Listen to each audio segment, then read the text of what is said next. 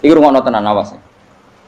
Nah, karena kita hidup maka menjadi tidak tahu. Kita tahu itu menjadi tidak tahu. Rungokno sik engko nanti tak terangkan sekian dalil dari Quran dan hadis. Gara-gara saya fokus minum teh, terlena mau ngopi, wah sena isuk-isuk ngopi. Gara-gara terlena itu anak saya jatuh, menjadi tidak tahu. Begitu juga dunia. Makanya Allah sering memberi nasihat, fala taghurrannakumul hayatud dunya. Kamu jangan tertipu oleh kehidupan dunia. Ibaratnya Allah ning pinggirem, zat paling penting, paling pokok. Tapi kamu abaikan. Kamu bilang jabatan penting, teman penting, mitra pejabat penting, komunitas penting. Kamu sampai lupa bilang nah Allah itu lebih penting. Nah, ini sudah mulai kena hijab. Nah, orang yang kena hijab ini nanti tidak bisa masuk surga karena Allah duka dengan duka marah besar. Allah ngendikan kalla innahum ar-rabbihim yauma idzil lamahjubun. Orang-orang ini nanti ketika di akhirat terhijab dari saya. Karena zaman ning donya ora tau roh aku. Kenapa kok terhijab? Justru karena ada yang diketahui, justru ada yang diketahui. Contoh paling mudah itu copet atau lonte atau koruptor atau apa saja. Misalnya nyuwun sewu orang jadi copet itu kan umur 17 atau misalnya jadi pekerja seks nakal itu kan umur 17 atau 18. Hanya karena pernah mendapat rezeki dari judi misalnya atau dari transaksi yang haram. Terus dia bilang gini, aku nak jadi copet mangan kopo. Aku nak ra judi mangan kopo, aku nak gak jadi wong nakal mangan kopo. Padahal dia 17 tahun nyatanya bisa makan, birizkillah apa? Tapi pernah merasakan 1-2 bulan dari rezeki haram, dia menvonis seakan-akan tidak bisa makan kecuali dari rezeki haram. Ya itu tadi, gara-gara tahu nikmatnya uang yang sepintas lewat haram, nyopet atau korupsi, terus menafikan nikmat-nikmatnya. Jadi dari tahu nikmatnya nyolong atau korupsi menjadi tidak. Makanya kalau dalam ilmu tasawuf itu gini Fuad Walian, manusia sekarang itu tidur, kalau mati baru bangun. Jadi cara ilmu tasawuf itu annasu niyamun wa idza matu intafa. Mungkin ada yang hafal tapi ra paham. Jadi rata terang. Annasu niyamun wa idza matu intafa. Manusa kabeh sak donya iku turu. Nek mati lagi tani. Mergo kena wis mati iku lagi roh, jebule sing hak tenan iku sujud ning pangeran. Sing hak tenan iku subhanallah walhamdulillah. Sing hak tenan iku muni Allahu akbar. Kae zaman ning donya dintekno kowe ngomong nu Amerika super power. Kenal presiden penting, kenal menteri penting, kenal kiai gede penting. Iku mbok entekno. Barang-barang sing cara akhirat gak mendesak mbok entek. Wong nak ramangan mati, nak ra duwe gaji sumpek. Nak pensiun sumpek. Hal-hal nanti setelah di akhirat kamu hanya tahu satu kalimatul haq, yaitu kenangan terbaik kamu di dunia itu sujud.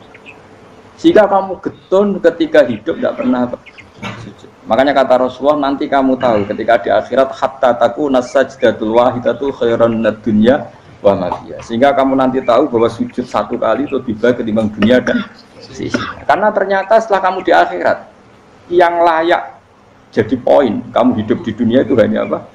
Sujud. Nah, kan yang dunia kan WA penting, HP terbaru penting, babonan penting, mitra penting, ngomong terus berjuta-juta kalimat. Hanya karena kamu hidup.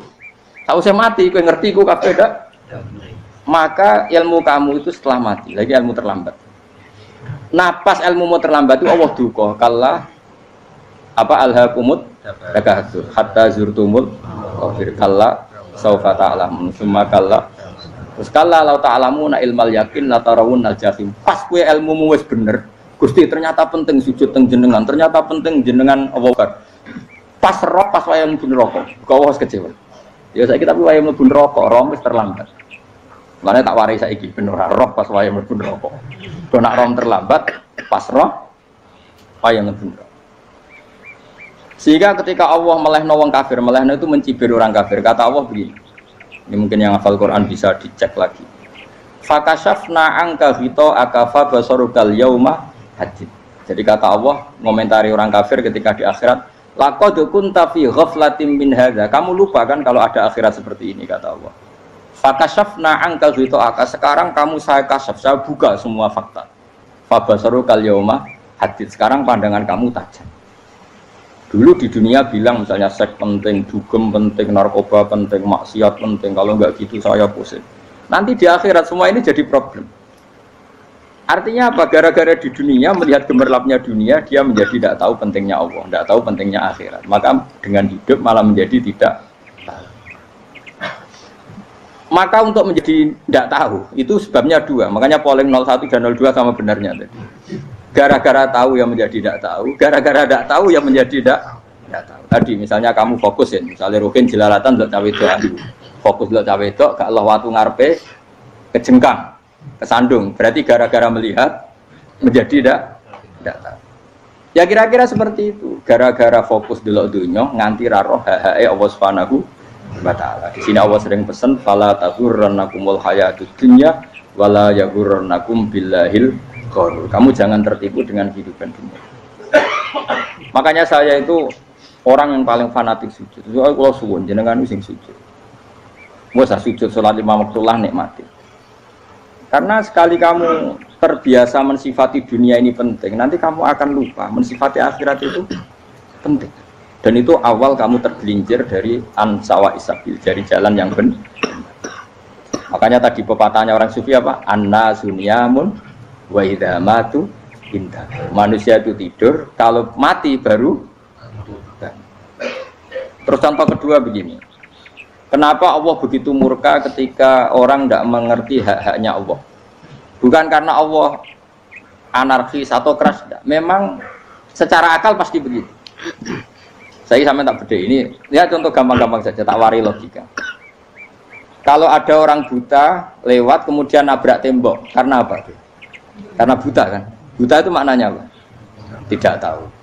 Akibat tidak tahu, nabrak tembok. Ya kan? Karena tidak tahu nabrak tembok, karena tidak tahu terjatuh di sungai, karena tidak tahu terjatuh di jurang. Sekarang juga sama. Orang karena tidak tahu pentingnya agama, tidak tahu pentingnya Allah, kemudian dia fokus ke duniawi. Akhirnya ya nabrak tembok. Natijanya sama enggak? Saya ulang lagi ya. Orang buta karena tidak tahu nabrak tembok. Orang fokus untuk perempuan cantik atau melihat apa, kemudian dia tidak tahu depannya juga nabrak. Untuk menjadi nabrak itu syaratnya tidak tahu apa tahu? Bisa dua-duanya. Tidak tahu ya sebabnya nabrak, fokus ke yang lain ya bisa. Maka tidak tahu ya sebab nabrak, fokus ke yang lain juga sebab. Nah mata kita, hati kita ini sudah dipenuhi hal-hal yang tidak penting, sehingga kita lupa dari hal yang penting. Kayak tadi kita mau minum kopi saja, fokus sampai meninggalkan anak main sampai jatuh. Berarti minum kopi sebenarnya tidak satu kebodohan, tapi ketika membiarkan anak kecil jatuh itu adalah kebodohan. Sebetulnya makan menikmati dunia itu tidak kebodohan, tapi ketika Anda melupakan Allah itu menjadi satu apa? Kebodohan. Ini disebut kamu jangan terlena oleh kehidupan apa? Dunia. Nah kenapa terlena? Itu kakean delok. Mulane Nabi itu ora tau delok dunia. Nabi itu pernah, Nabi itu jenenge manusia pernah lewat gitu. Kemudian tonggo-tonggone Nabi kebetulan pas pulang bawa unta-unta banyak. Itu Nabi melihat mungkin 0, sekian detik. Itu dilori pangeran. La tamuddanna ainaika ila ma matta'ana bihi azwajam minhum zahratal hayatid. Jadi misalnya koyo Rugen misalnya dulu wong numpak Alphard pejabat ono sing bukakno. Enake dah nak dadi wong ngene iki. Kalimat itu direkam oleh Allah. Bahwa Mustafa pernah ngomong enake dadi wong iku numpak Alphard ono sing bukan. Tapi kan tetap kirim. Sehingga nanti di akhirat kalimat itu direkam misalnya nanti ternyata yang numpak Alphard misalnya nyuwun sewu misalnya yang numpak Alphard tadi tetap di neraka, kamu ya ikut di neraka. Karena dia menikmati Alphard lali akhirat, kowe yo ngangen-angen kepengen seperti itu. Maka poinnya sama. Kalau mlebu neraka bareng. Terus ada orang sujud di musola, melarat sujud. Kowe gak pernah enake dadi wong iku. Padahal sujud itu yang menjadi orang masuk surga. Terus kowe ditakoki ning akhirat. Kowe tahu angen-angen dadi wong sujud mboten nate. Tapi kowe tahu angen-angen mewah nate. Yes, seneng kono kira-kira gitu. Lha iku latara undal pas kowe roh ilmu yakin pas wae mlebu neraka. Makanya latih melihat dunia gue juga kesuwen. Misalnya di konco jadi pejabat. Kalau nanti di keluarga pejabat, sampai sekarang pun saya sering punya teman. Buat nanti kalau supaya melihat bahwa dia pejabat. Karena saya takut dosa. Saya melihat dia seorang mukmin yang sujud, yang sholat. Saya bodoh sekali kalau melihat dia pejabat. Karena itu tidak ada artinya di akhirat. Saya sampai sekarang yang saya melihat presiden orang yang mukmin, sehingga saya harus hormat. Saya melihat bupati orang yang mukmin, sehingga saya harus hormat. Melihat sampean ini wong sing mukmin, malah gue jalalan barang ini sudah mukmin plus. Jadi rasa tiga kartu pinter gue jalalan. Jadi saya ulang lagi ya. Sahabat itu, apalagi Rasulullah ya tentu. Sahabat dulu aja yang gampang ditiru. Sayyidina Umar ketika ditusuk oleh siapa? Abu Lu'lu' siapa? Al-Majusi. Abu Lu'lu' itu seorang Majusi. Dan Umar itu orang pendendam. Tapi tentu karena dia orang baik, ya pendendamnya hal-hal yang baik. Coba kalau kamu ditusuk orang itu dendam nggak? Kira-kira sebagai manusia kan dendam. Itu tanyanya begini sama yang ya taruh sekarang orang dekatnya. Yang bunuh saya tadi siapa? Itu Abu Lu'lu' Al-Majusi, Gulamul Mughirah, dia budaknya Mughirah. Majusi, iya ya Umar. Dia sudah mau mati. Itu ngendikan gini, sama siapa alteknya? Alhamdulillahilladzi lam yaj'al maniyati biyadi rajulin sajadalaka sajdah yuhajuni biha yaumal qiyamah. Ya Allah, terima kasih sekali ya Allah. Engkau mentakdirkan saya dibunuh oleh orang yang enggak pernah sujud. Kalau saja dia pernah sujud, maka dia berhak menuntut saya dengan sujudnya untuk masuk surga. Artinya gini, kalau dia ditusuk orang yang pernah sujud, misalnya Sayyidina Umar kok ditusuk oleh Ruhin, kemudian Umar masuk Ruhin masuk neraka, aku tetap pedih Gusti. Isowai sujudnya dia menjadikan nggak berhak masuk neraka. Artinya Umar sangat hormatnya pada sujud itu dia nggak berani. Jadi kira-kira kok Umar sujud kue, aku kira-kira rawani maksud anak kue mlebu neraka. Piye-piye di kekuatan sujud yang mempotensikan tetap dia masuk surga. Makanya dia seneng, dedamnya kesampaian. Syukur lah nak sing mateni aku ora tau sujud. Jadi tak patut nang neraka langsung bludeng ngene kira-kira gitu. Saking hormatnya ambek sing jenenge sujud. Tapi kita sekarang ndak rawong ning musala sujud. Ya jeneng wong nganggur. Otak kita ini sudah. Makanya Allah kalau muji sujud, enggak sampean tak latih supaya baca Quran yang benar. Kayak apa Allah bikin Ka'bah? Kayak apa mulianya Ka'bah? Itu dibikin Allah untuk apa? Lil akifina wa satusai warrukais sujud, dan untuk orang-orang rukuk dan sujud. Ketika Allah menurunkan rezeki di bumi dan di langit, itu perhitungannya Allah mau sitok asli. Rabbana liyuqimus shalah faj'al afidatan minan nas tahwi ilaihim warzuqhum minas sama.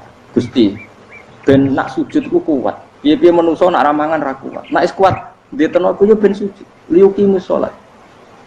Ketika Allah muji orang baik atau ibunal abidunal hamidunas sa'ihunas satrusnya ar-raqiunas yang rukuk yang sujud. Karena tadi ketika nanti Anda di akhirat, kenangan terbaik Anda di dunia itu hanya sujud. Liyane iku coba misalnya kene akhirat terus video disetel pas kongkoi-kongkoi ning perapatan. Bariku nglamunem disetel. Beda di pegawai negeri ngayal gajine sakmene engko sakmene nggo wayo wan terekam kabeh. Oh ora sini-sini wong. Terus tokoh idola sing duwe wae sing tumpakane Alfa di sekretaris sayu. Dan itu jumlahnya poinnya misalnya 100.000. Bareng idola anu Kanjeng Nabi mau 10%, cuma gayanya mau coba sholawat, tapi sebetulnya gak tahu bayang no ini miskinan Mbak Amit nih miskinan. Itu direkam. Makanya dari Habib-Habib sing alim-alim niku almar'u ma'aman ahabba hada targhib wa tarhib. Kita ini kan sering dimotivasi mubaligh. Mubaligh itu kan saenake dhewe nang ngomong. Pokoknya seneng Nabi swarga. Dari Habib-Habib sing alim nak ngritik masalahnya dawuh mu almar'u ma'aman ahabba. Wong dibarno wong sing diseneng. Apa kamu bisa menjamin seneng Nabi saudure seneng wong-wong itu? Jangan-jangan kita lebih berkeinginan seperti orang tertentu yang kaya raya, yang terkenal, yang hebat.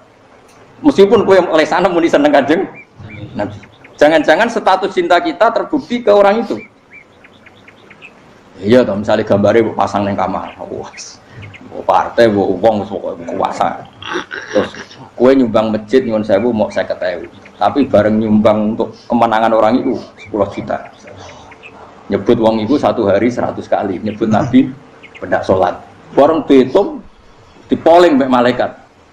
Disurvei buat dipoling orang pokoknya. Dengan cara begini status senangnya orang ini ke siapa? Diundang hayya ala sholah melakukan ngenteni komat. Tapi nak diundang acara kampanye teko ngarep sedurunge 2 jam. Dari sekian di polling, terus kadar cintamu ke siapa coba? Dari sekian indikator misal cara polling. Jangan-jangan diputuskan lebih seneng ke itu. Ya sudah almarhum aman.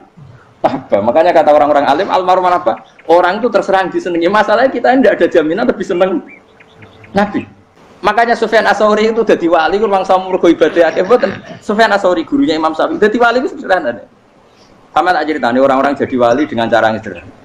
Tapi kan niru copy paste ya, artinya orang apa ya KW lah. Kalau niru gak apa-apa tapi KW kebaikan. Sufyan Ats-Tsauri itu ditanya, "Kenapa kamu sedekat itu sama Allah dan Anda keramat?" Jadi resepnya begini, Pak. Saya itu belum pernah ke masjid nunggu adzan. Paling gak setengah jam, 1 jam sebelum adzan itu saya sudah ada ke masjid. Ditanya, kenapa begitu? Ketoknya kok kawula sing elek, moro ngenteni dicelup. Terus ngerti nak waya yak mono kok Allah nyelup. Misalnya saya punya cah dalem atau saya punya karyawan, tiap jam 8 itu buka toko. Nah, bayangno itu juga. Saya punya karyawan tiap jam 8 tugasnya buka. Selalu buka tokonya ngenteni tak panggil. Hen Rohen, toko buka, siap. Tapi besok ya ngono lagi, hen jam 8 buka, siap. Tiap hari gitu, kira-kira kendaraan karena itu goblok apa sopan? Kira-kira gak jawab ya. Nah Sufyan Ats-Tsauri tidak mau gitu, wis ngerti nak Allah yang mono wayahe manggil. Jadi ya kerja malu wis ning kono. Dadi nak Allah ayya ala salam pun Gusti. Ayya ala salam pun teng mriki. Iku sudah dadi wali. Oh iku saya buat tiru tapi kawe lho, gak masalah, tapi ini kan resep no. Lho mangkel lo gak kira-kira.